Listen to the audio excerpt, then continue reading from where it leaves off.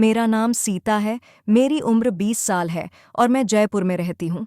मुझे ना जाने क्यों ऐसा लग रहा था कि सब आसान होकर भी आसान नहीं है, या फिर यह सब कुछ ज़्यादा वक्तों के लिए नहीं है। यही सब सोच सोचकर मेरे सर में बुरी तरह से दर्द हो रहा था। मुझे ऐसा लग रहा था कि अगर मैं एक वक्त भी इस इंसान के साथ रही तो मैं पागल हो जाऊंगी। कभी कभी मुझे लगता था कि मैं एक पागल लड़की हूँ, मगर कभी कभी मुझे ऐसा लगता था कि मेरा सोहर ही पागल इंसान है। मैं समझ नहीं कर पा रही थी कि हम दोनों में से कौन सिंपल था और कौन नहीं। एक फिटकरी थी जो मेरी जिंदगी की सबसे बड़ी समस्या बन चुकी थी। कोई सोच भी नहीं सकता था। एक छोटी सी वेट रंग की फिटकरी ने मेरी लाइफ में जीना दुश्वार कर दिया था। रोजाना मेरा सोहर एक नई तरह की फिटकरी घर में लेकर आता था और उसे इतना अच्छा से रखता था कि जैसे वह कोई मोती या जबरात हो। वह पागलों की तरह हर 10 मिनट बाद आकर अपनी फिटकरी को देखता था कि कहीं फिटकरी को कुछ तो नहीं हो गया, और कहीं कोई फिटकरी को चोरी न कर ले, और कहीं कोई चीज़ फिटकरी पर तो नहीं गिर गई जिससे फिटकरी खराब हो जाए। वो बार बार अपनी लाई हुई फिटकरी का ध्यान रखा करता था। कभी उसे लॉकर में रखता, तो कभी उसे अलमारी में रख देता, तो कभी उसे सूटकेस में संभाल कर रख देता था, तो कभी किचन में आटे के डिब्बे में छुपाकर रख देता था। मैं सोचकर पागल हो गई थी कि आखिरकार इस फिटकरी में ऐसा भी क्या था जो मेरा सौहर उस फिटकरी के लिए पागल हुआ जा रहा था, और उसे फिटकरी की इतनी ज्यादा परवाह थी। शादी के बाद मैं जब नई नई दुल्हन बनकर इस घर में आई थी, तो तब भी मेरे पति के हाथ में यही फिटकरी थी। वह मुझसे बात करने के बाद अपनी फिटकरी को लेकर बाथरूम में चला गया था, और मेरे सोहर को गए हुए लगभग 2 घंटे हो गए थे। मैं अपने सोहर की बहुत देर तक इंतजार करते करते सो गई थी, क्योंकि मैं भी दुल्हन बनकर बहुत थक गई थी, इसलिए मुझे नींद आ गई थी। और आखिरकार मैं अपने सोहर का कब तक इंतजार कर सकती थी। मेरा पति तो ना जाने कब बाथरूम से बाहर निकलता, मैं कब सो गई, मुझे कुछ पता ही नहीं चला। सुबह को जब मेरी आंख खुली तो मेरा पति मुझे बिस्तर पर नहीं दिखा था। मैं सोच में पड़ गई थी कि क्या उसने सारी रात बाथरूम में बिताई थी। मैं बड़ी परेशान हो गई थी, और मैंने देखा कि वह बाथरूम से निकला और उसके हाथ में वही थैला था जिसके अंदर फिटकरी थी। मेरा सौहर बहुत बहुत देर तक अपनी फिटकरी के साथ बाथरूम में बंद रहता था, और बाहर आने के बाद कहता कि सारी कमी पूरी हो गई है, और मैं शर्मिंदा हो जाती थी कि ना जाने वह कैसी कमी पूरी होने की बात कर रहा था। और आज का दिन मेरी विवाह को लगभग 5 महीने हो गए थे, और ये फिटकरी थी कि जिसकी कहानी आज तक खत्म होने का नाम ही नहीं ले रही थी। वह बार बार बाथरूम में जाता, और फिटकरी का वह थैला बाथरूम के अंदर जाते हुए और बाथरूम से बाहर आते हुए भी उसके हाथ में ही होता था। बाथरूम से लगातार पानी गिरने की आवाज़ आती रहती, और जब ज्यादा देर हो जाती तो मेरा पति बाथरूम से बहुत खुश होकर बाहर निकलता था। मैं तो बड़ी अजीब सी उलझन में फंस गई थी। मैं अपनी परेशानी किसी को बता भी नहीं सकती थी। यह सच्चाई जानने के लिए एक रात मैंने बाथरूम की खिड़की से झांक कर देखा तो मेरा दिमाग फट गया था, और मेरे होश उड़कर रह गए थे। मेरे माँ बाप मुझे बहुत प्रेम किया करते थे, क्योंकि मैं उनकी लाडली बेटी थी। मैं अपने सब भाई बहनों में सबसे छोटी थी, इसलिए मुझे अपने माँ बाप के साथ साथ अपने बड़े भाई बहनों का भी बहुत प्रेम मिला था। मेरे माँ बाप का कहना था कि मैं बचपन में काफ़ी बीमार रहती थी, और मेरे माँ बाप हमेशा मेरे ठीक होने की प्रार्थना करते रहते थे। बचपन में मेरा काफ़ी इलाज भी हुआ था, इसलिए मुझसे मेरे घर में सारे लोग बहुत ज़्यादा प्रेम किया करते थे। मेरे माँ बाप ने ईश्वर के आगे प्रार्थना की और रो रो कर मेरी जिंदगी की भीख मांगी थी। लेकिन मेरे माँ बाप को यह पता नहीं था कि उनकी लाइफ इतनी जल्दी उनको छोड़कर चली जाएगी, और उनकी सबसे लाडली और छोटी बेटी उनके पीछे अनाथ हो जाएगी। अगर मेरे माँ बाप को यह बात पता होती तो वह कभी भी बचपन में मुझे नहीं बचाते। मेरे परिवार में मेरे माँ बाप के अलावा मेरे एक बड़े भाई और एक बड़ी बहन भी थी। वह सब लोग एक साथ मुझे छोड़कर इस दुनिया से चले गए। मैं 8 साल की थी। जब हमारी पूरी परिवार पिकनिक के लिए जा रही थी, तभी रास्ते में अचानक हमारी गाड़ी का एक्सीडेंट हो गया था। एक्सीडेंट इतना ज़्यादा खतरनाक था कि मेरे माँ बाप और मेरे दोनों भाई बहन की तुरंत ही मौत हो गई थी। मगर शायद ईश्वर को मुझे ज़िंदगी देनी थी, इसलिए कितने लोगों की मौत हो जाने के बाद मैं अकेली बच गई थी। मेरे मामूली सी चोट आई थी, मगर मेरी जान बच गई थी। लोग मुझे देखकर हैरान हो रहे थे कि यह लड़की कैसे बच गई। कहते हैं कि जिसकी जिंदगी ईश्वर लिख दे उसे कौन मार सकता है, और कुछ लोग मुझे देखकर बहुत अफसोस भी कर रहे थे कि मैं अपने माँ बाप के बिना कैसे इस दुनिया में अकेली रहूंगी। अच्छा, तो यही होता कि मैं भी अपनी परिवार के साथ ही इस दुनिया से चली जाती। लोग कह रहे थे, इसी तरह से मेरी पूरी परिवार खत्म हो चुकी थी और मैं अकेली हो गई थी, क्योंकि मैं बिल्कुल लावारिस थी। मेरे पापा के सौतेले भाई ने मुझे अपने घर में जगह दे दी थी, क्योंकि और कोई मुझे अपने साथ रखने के लिए तैयार ही नहीं था। और मेरी माँ के रिश्तेदार तो डर की वजह से कभी हमारे घर पर अफसोस करने के लिए भी नहीं आए थे। मैं अपने चाचा चाची के घर में रहने लगी थी और उनकी बेटियों की उतरण पहनकर उनका बचा हुआ खाना खाकर अपना गुजारा कर रही थी। वो लोग मुझे बहुत ताने भी दिया करते थे। उन लोगों के ताने सुनकर ही मैं 18 की हो गई थी और इसी तरह से टाइम तेज़ी से गुजरता चला गया था और मेरी विवाह की साल हो गई थी। मेरे लिए काफ़ी सारे रिश्ते भी आने लगे थे। मुझे ऐसा लगता था मेरे लिए रिश्ते आते ही मेरी चाची परेशानी में आ जाती थी।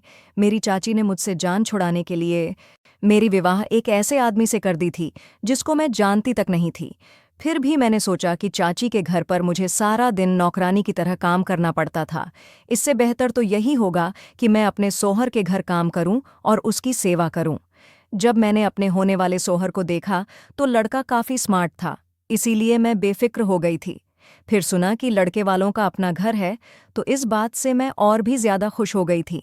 चाची ने तो अपनी जान से छुटकारा पाने के लिए मेरी विवाह जल्दबाजी में कर दी थी, क्योंकि मैं बहुत ज़्यादा खूबसूरत थी और मेरी चाची की बेटियां मुझसे ज़्यादा खूबसूरत नहीं थीं। इसलिए चाची जलन की वजह से मुझे जल्द से जल्द विदा करना चाहती थी, ताकि उनकी बेटियों के लिए आगे का रास्ता साफ हो सके। विदाई के टाइम पर चाची ने मुझसे कहा था कि अब ससुराल में ही रहना, मेरे घर आने की कोई ज़रूरत नहीं। मेरे पास तो इतने पैसे नहीं हैं कि मैं तुम्हारा खर्चा उठा सकूं। जैसे भी हालात हो, तुम्हें अपने ससुराल में ही रहना है। और अगर अपनी ससुराल में तुम्हें कोई परेशानी लगे तो चुपचाप उसे सहन करना। तलाकशुदा बनकर मेरे घर पर आने की कोई ज़रूरत नहीं। चाची की इस बात ने मुझे बहुत परेशान कर दिया था। वह इस तरह की बातें न जाने मुझसे क्यों कर रही थी। अभी तो मेरी विदाई भी पूरी नहीं हुई थी और वह तलाक तक पहुंच गई थी। आखिर वह ऐसा क्यों कह रही थी? क्या लड़के में कोई खराबी थी या उसके घर वालों में कोई गड़बड़ थी? मेरे दिमाग में अजीब तरह के सवाल पैदा होने लगे थे और इन्हीं सवालों को सोचते हुए जब मैं अपनी ससुराल विदा होकर चली गई तो विवाह की पहली रात ही मुझे अंदाज़ा हो गया था कि चाची इस तरह की बातें क्यों कर रही थीं। जिस लड़की के सोहर ने विवाह की पहली रात उसके साथ रिलेशन बनाने की जगह सारी रात बाथरूम में ही गुजार दी हो, तो उसकी दिमागी हालत क्या होगी। शर्म की वजह से यह सवाल मैं अपने सोहर से कर भी नहीं सकती थी, क्योंकि मैं नई दुल्हन थी और नई दुल्हन ऐसी बात कहती कि उन्होंने ऐसा क्यों नहीं किया और सारी रात बाथरूम में क्यों रहे, तो यह बात गलत हो जाती। मैंने सोचा कि मैं तो सो गई थी, हो सकता है कि वह भी आकर सो गए होंगे।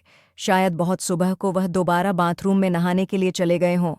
बस यही सोचकर मैंने अपने दिल को तसल्ली दे दी थी, मगर मेरी यह तसल्ली किसी भी काम नहीं आई थी जब रोज़ाना रूम में मेरा पति यही अजीबोगरीब तरह की हरकतें करने लगा था। विवाह को 2 महीने पूरा होते ही मेरी सास ने पोता पोती की रट लगा ली थी। मेरी सास को तो यह भी नहीं पता था कि 1 महीने में से एक भी दिन उनके बेटे ने मुझे हाथ तक नहीं लगाया था।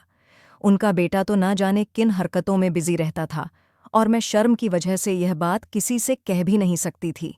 1 महीने बाद जब मैं चाची से मिलने उनके घर पर गई तो चाची मुझे देखकर परेशान हो गई थी और एकदम से उन्होंने मुझसे सवाल किया कि मैं अपना घर छोड़कर तो नहीं आई हूँ। चाची के सवाल पर मैंने बड़ी हैरत से उनकी तरफ देखा।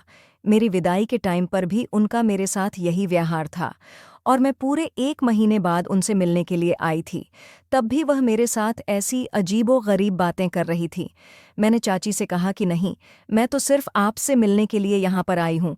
मुझे उनकी बात से बहुत दुख पहुँचा था। मैंने अपना सारा बचपन और लड़कपन इस घर में ही गुजारा था। मुझे इस घर से बहुत ज़्यादा लगाव था। क्या मेरा इतना भी हक नहीं बनता था कि मैं इस घर में अपने चाचा चाची से मिलने के लिए भी कभी-कभी आ जाऊं? मैं उदास होकर अपने घर को वापस आ गई थी और इधर देखा कि मेरा सोहर फिटकरी उठाकर बाथरूम में जा रहा था। अपने सोहर को तो मैं कभी दिखाई ही नहीं देती थी। मैं इस घर में अपने सोहर के लिए बस मामूली सी थी। वह अपनी पत्नी से ज़्यादा फिटकरी से प्यार करता था। कभी कभी तो मैं सोचती थी कि मैं खामोशी रहूं और अपने गुस्से पर कंट्रोल करूं और इसे अपनी किस्मत में लिखा हुआ समझकर अपने भाग्य के साथ समझौता कर लूं। फिर अगले ही पल मुझे याद आता कि मैं क्यों शांत रहूं और मुझे तो बल्कि अपने सोहर का सारा सच दुनिया के सामने लाना चाहिए। लेकिन ऐसा तो मैं सिर्फ अपने सपनों में ही कर सकती थी। सच्चाई में तो मुझे परेशान होने के अलावा और कोई दूसरा काम भी नहीं आता था। अब मैंने खुद को घर के कामों में बिजी रखना शुरू कर दिया था और मैं ज़्यादा से ज़्यादा अपने आप को बिजी रखने की प्रयास में लगी रहती थी। अब मेरा सारा ध्यान घर वालों के कपड़े धोना, खाना बनाना और घर की साफ सफाई करने में ही लगा रहता था। मैं चाची के घर में भी नौकरानी थी और अपनी ससुराल में आकर भी नौकरानियों की ही जिंदगी गुजार रही थी। फिर मैंने सोचा कि आखिरकार मैं कब तक इस तरह की जिंदगी गुजारी। मुझे अपने सोहर से बात करनी ही होगी। एक दिन मैंने बंद शब्दों में अपने पति को यह बात समझा दी थी कि उनकी माँ मुझसे पोता पोते की डिमांड करती है। यह बात सुनकर जैसे मेरे सोहर को करंट सा लग गया था। उन्होंने फौरन ही कहा कि अभी ऐसा कुछ भी नहीं हो सकता और ऐसा बिल्कुल मुमकिन नहीं। इतना कहकर वह रूम से बाहर चले गए थे तो मैं अपना सर पकड़कर बैठ गई, क्योंकि मुझे अपने सोहर पर पहले से ही शक था और अब मुझे अच्छी तरह से यकीन हो गया था कि मेरा सोहर नामर्द है। इसलिए वह फिटकरी का बहाना बनाकर रोज रात को बाथरूम में चला जाता है और फिर मेरे सोने का इंतजार करता है। जब मैं सो जाती हूँ तो वह बाथरूम से बाहर निकलकर आता है। वह ऐसे ही करता है, वरना कोई मर्द ऐसा नहीं होता जो अपनी नई नवेली दुल्हन को अकेला छोड़कर इस तरह से पूरी रात खुद को बाथरूम में बंद नहीं रखता। मैंने सोचा अब मुझे अपने पति के इस राज से पर्दा हटाना ही पड़ेगा और मैं सच जानकर ही रहूंगी और यही पूरा सच मैं सब लोगों के सामने लेकर रहूंगी। एक दिन रात के टाइम पर मैंने सोचा कि मैं सोने की एक्टिंग करती हूँ और देखती हूँ कि मेरा पति रात में क्या करता है। मैंने आज ही अपने सोहर से कहा था कि मुझे बहुत नींद आ रही है और मेरी तबीयत ठीक नहीं। मेरा सर दर्द से बुरी तरह फटा जा रहा है, इसलिए वह मुझे जगाने की प्रयास न करें। मेरी यह बात सुनकर तो मेरे सोहर के चेहरे पर अजीब सी मुस्कुराहट आ गई थी, जैसे कि उन्हें इंतजार हो कि मैं जल्दी सो जाऊं। मेरे सोहर ने मुझसे कहा कि ठीक है, अगर तुम्हारी तबीयत ठीक नहीं तो तुम जल्दी सो जाना, मैं तुम्हें बिल्कुल भी डिस्टर्ब नहीं करूंगा। उसने रूम की लाइट बंद कर दी और रूम से बाहर निकल गया। यह सच था कि मुझे लेटते ही नींद आ जाती थी, क्योंकि मैं पूरा दिन बहुत काम करती थी और थकान से चूर होकर जब मैं अपने बिस्तर पर सोने के लिए लेट जाती थी तो मुझे फौरन ही नींद आ जाती थी।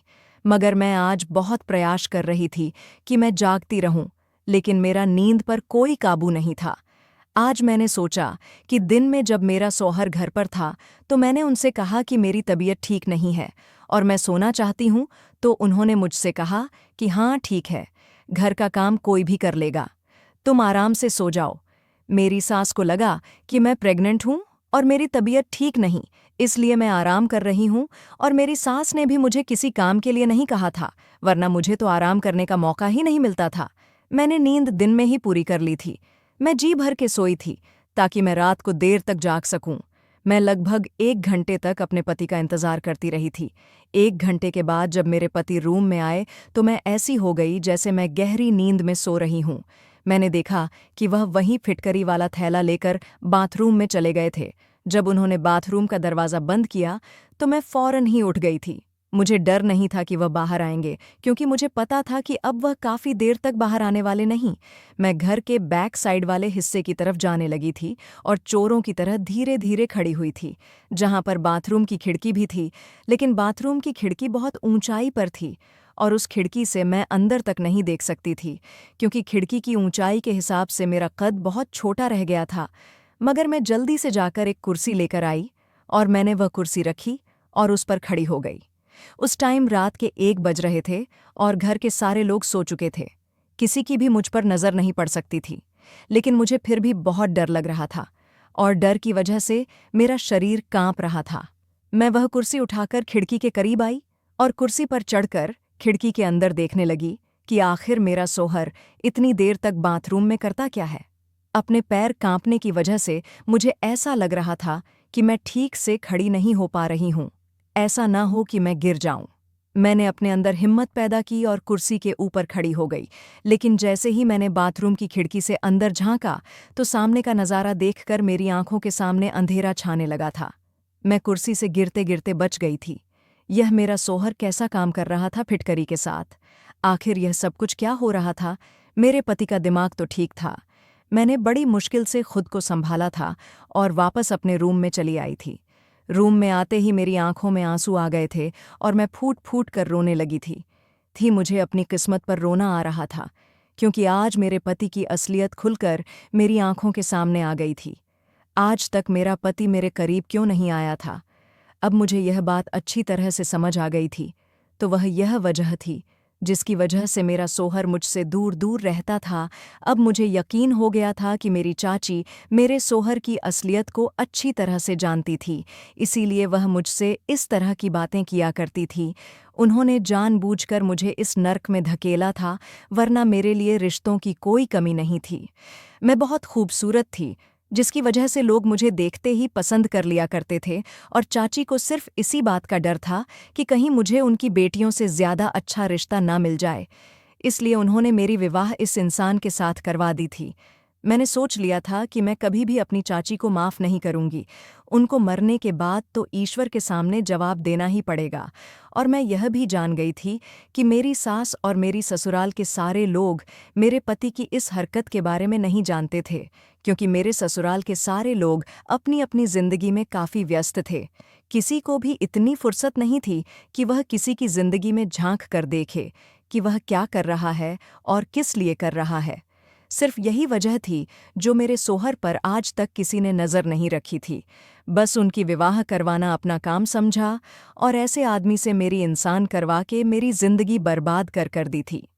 ज़्यादातर पेरेंट्स को ऐसा लगता है कि वह अपनी औलाद की विवाह करवाने के बाद अपनी सारी जिम्मेदारियों से फ्री हो जाते हैं, बस हर हाल में विवाह कर देते हैं, यह बात जाने बिना कि उनका बेटा विवाह करने के लायक है भी या नहीं।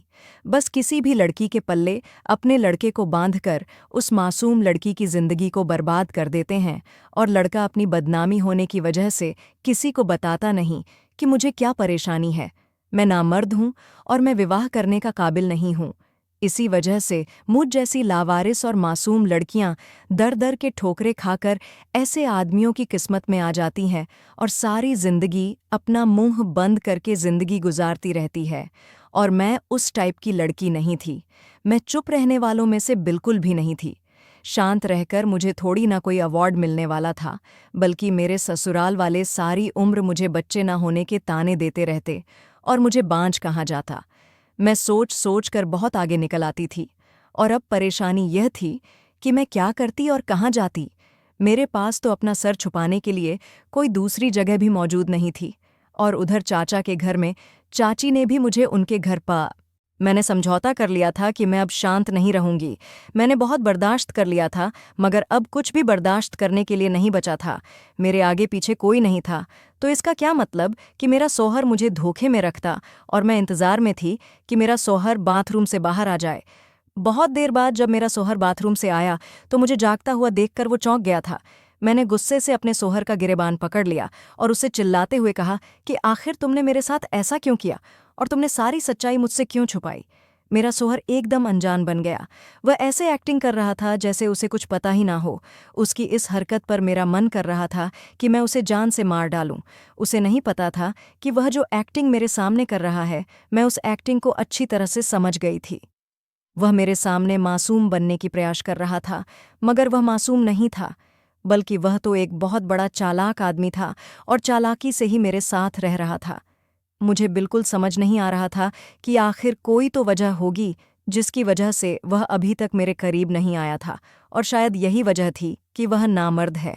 लेकिन मेरा पति मुझे यह बात बताने से बहुत डर रहा था कि उसकी इंसल्ट होगी और लोग उसकी मजाक बनाएंगे।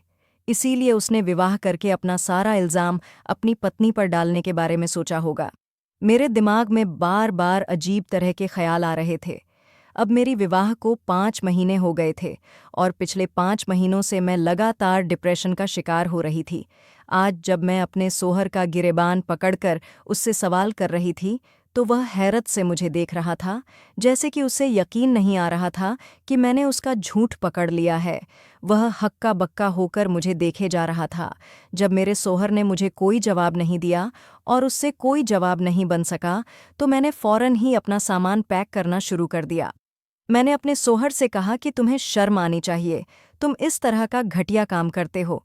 मैं तुम जैसे नामर्द आदमी के साथ नहीं रहना चाहती, और यही वजह है कि तुम इस घटिया फिटकरी को अपनी जान से भी ज्यादा संभाल कर रखते हो। मेरा सोहर अब भी हैरान सा खड़ा होकर मेरी सारी बातें शांत से सुन रहा था, मगर ऐसा लग रहा था जैसे वह मेरी बातों को समझ नहीं पा रहा था, और वह काफी उदास लग रहा था कि मैं उसकी सारी बातों को जान चुकी हूँ। मैं अपने सोहर को हैरान और परेशान देखकर अपना सामान पैक करके दरवाजे की तरफ जाने लगी थी और घर से बाहर निकल गई थी। सारे घर वाले सो रहे थे। अभी मैं घर के मेन गेट तक नहीं पहुंची थी कि मेरा सोहर भागता हुआ मेरे पीछे आया और जबरदस्ती मेरा हाथ पकड़कर मुझे अंदर खींचता हुआ मेरे रूम में लेकर चला गया। मैंने शोर मचाने की प्रयास की तो उसने अपने हाथ मेरे मुंह पर रख लिया, जिससे मेरी आवाज़ निकलनी बंद हो गई थी, और हल्की हल्की आवाज़ में मुझे शांत रहने के लिए कहता रहा। वह मुझे रूम में लेकर आ गया और बेड पर बैठने के बाद उसने रूम के दरवाजे को अंदर से बंद कर लिया। मुझे अपने सोहर पर बहुत गुस्सा आ रहा था। मैं एकदम दरवाजे की तरफ जा रही थी, लेकिन उसने फिर मुझे पकड़कर बेड पर पटक दिया और कहने लगा, ये क्या तमाशा लगा रखा है तुम्हें? मेरी बात एक बार में समझ नहीं आती? मैंने तुमसे कहा कि शांत रहो। बस एक बार तसल्ली से बैठकर मेरी सारी बातें सुन लो, और तुम इस टाइम रात के इतने अंधेरे में कहाँ पर जाओगी? क्या तुम लोगों को हमारे बारे में बातें बनाने का मौका देना चाहती हो? अपने सोहर की कही हुई बात पर मैं और भी ज्यादा गुस्सा करने लगी। मैंने कहा कि तुम्हें क्या लगता है, तुम लोगों से सच छुपा कर रखोगे? सच ज्यादा वक्त तक छुपकर नहीं रह सकता, और दुनिया वालों के सामने आ ही जाएगा कि तुम विवाह के लायक नहीं हो और तुम एक नामर्द हो। मैं यह बात सारी दुनिया को बताना चाहती हूँ कि तुम नामर्द हो और तुमने मेरी जिंदगी के साथ खिलवाड़ किया है। मैं तुम्हें कभी भी माफ़ नहीं करूंगी। मैं अपने होश खो बैठी थी, और जो मेरे मुंह में आ रहा था मैं कहे जा रही थी। मेरी इतनी बातें सुनकर मेरे सोहर ने मेरे मुंह पर एक जोरदार थप्पड़ मार दिया। मैं उसका थप्पड़ बर्दाश्त नहीं कर सकी और लड़खड़ाते हुए ज़मीन पर गिर गई, और ज़मीन पर जब मेरे घुटने लगे तो मैं बुरी तरह से दर्द में आ गई थी, और दर्द से मेरी आंखें भर आई थीं और मैं रोने लगी थी। बल्कि यह चोट तो बहुत मामूली सी थी। जो चोट मेरे दिल पर लगी थी उसने मेरे पूरे दिल को घायल कर दिया था। मैं चौंक गई और परेशानी से अपने सोहर की तरफ देखने लगी।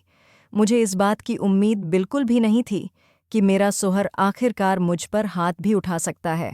अगले ही पल मैं थप्पड़ का दर्द भुलाकर अपने सोहर के सामने आकर खड़ी हो गई और कहने लगी कि तुम्हारे थप्पड़ मारने पर भी मैं इस घर में अबोन नहीं रह सकती। मैंने भी चिल्ला चिल्ला कर अपने सोहर से बात करना शुरू कर दिया था। मेरे सोहर ने फिर से कहा कि हल्की आवाज में बात करो, वरना सारे घर वाले जाग जाएंगे। मेरे सोहर को बहुत क्रोध आ रहा था और उसकी आंखों से गुस्से भरे एक्सप्रेशन साफ देखे जा सकते थे। मेरे सोहर ने कहा कि तुम जैसा सोच रही हो वैसा कुछ भी नहीं है। शायद तुम्हें गलत फहमी हुई है। मैं नामर्द नहीं हूँ। तुम अपने दिमाग से सोचना बंद कर दो। मैं नामर्द नहीं हूँ, बल्कि मैं एक बहुत बड़ी बीमारी का शिकार हूँ, जिसकी वजह से एक वेद ने मुझे यह इलाज करने के बारे में बताया था कि मैं फिटकरी के इस्तेमाल से जल्द सेहतमंद हो जाऊंगा। पहले तो मैं बिल्कुल ठीक था, लेकिन पिछले 8 महीने से मेरे शरीर में बुरी तरह से खुजली हो रही थी और धीरे धीरे बदबू भी पैदा होने लगी थी, और इस वजह से मेरे करीब कोई नहीं आता था।